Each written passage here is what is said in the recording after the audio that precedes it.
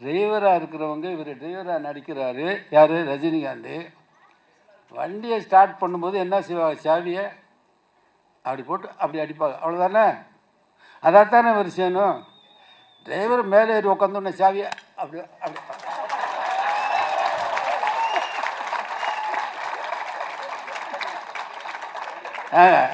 ஒரு காரை ஸ்டார்ட் பண்ணுறதுக்கு இவ்வளோ ஸ்டைலா?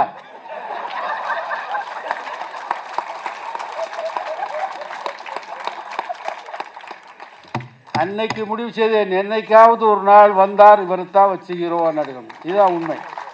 அவர் எனக்கு ஒன்றும் சொந்தமெல்லாம் இல்லை. என் கதை ஃபர்ஸ்ட் ஸ்டாப்பில் 4 சீன் வில்லனாட்டே வருவார். அதுக்கப்புறம் அவர் சென்டிமெண்ட்டுக்கு வர்றாரு.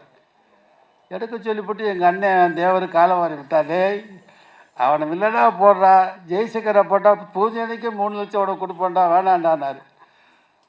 அவர் தான் என்னை எடுக்க சொன்னது. அண்ணே நான் வாக்கு கொடுத்துட்டேன், நீ வாக்கு கொடுக்குற, நான் பணம் கொடுக்குறேன்ப்பா. கோச்சிட்டு போயான்னு வெளியே வந்துட்டேன். இவன் தோற்று நாரி நலம் குழஞ்சி என் காலில் வந்து விழுந்து கடனெல்லாம் அடைக்கணும், இந்த ஒழுங்காக இருப்பான். இவன் என் சொன்னபடி இருக்காத வரல கடவுளை முருகனை கும்பிட்டாரான் பூஜையில், அதையும் சொல்கிறாரு. இவன் எப்படியாவது தோற்று போய் என் காலில் வந்து விழுகணும், அப்போத்தான் இவனுக்கு புத்தி வரும், நான் என் சொல்ல மீறி போகிறான் அப்படி சாமியை கும்பிட்டுன்னு பின்னாடி சொல்கிறாரு, முன்னாடி சொல்ல அப்படியே கும்பிட்டாரா. படம் ரிலீஸ் ஆகணும் பாரு, அந்த மனுஷனுக்கு ஒரு பெரிய போய் ஷோ பார்த்துட்டு மிரண்டார். அடே எம்ஜிஆர் அப்போ சிஎம் ஆகிட்டார். அவர் எம்ஜிஆரை வச்சே பணம் சம்பாரிச்சவர். ஆக்ஷன் படம் தான் எம்ஜிஆர் பெரும்பாலும் பெரிய ஹிட்டாக இருக்கு.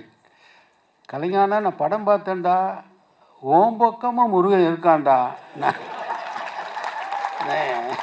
நான் எவ்வளவோ சொல்லி கூட அந்த முருகன் என்னை கை விட்டுட்டான்டா, உனக்கு முருகன் இருக்கான்டா.